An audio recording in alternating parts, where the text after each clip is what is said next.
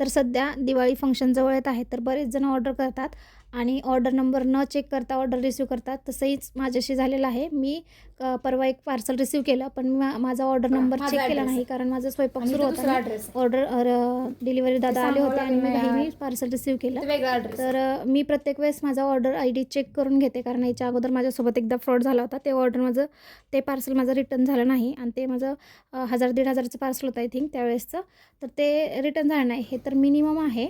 मला वाटतं हे 250 समथिंग अमाऊंट आहे आणि वरती ॲड्रेस माझा, म्हणजे नाव माझंच होतं, ॲड्रेस माझाच होता, पण इनसाईड ॲड्रेस चुकीचा आहे आणि हे चुकीचं पार्सल मला रिसीव झालेलं आहे. जर तुम्ही मिशोवरून काही गोष्टी ऑर्डर करत असाल तर तुमचा ऑर्डर ID चेक करा आणि त्यानंतरच तुमचं पार्सल जे आहे ते रिसीव करा, कारण कोणत्या ऑर्डरच्या अगेन्स्ट तुम्ही पार्सल रिसीव करताय हे खूप महत्त्वाचं आहे.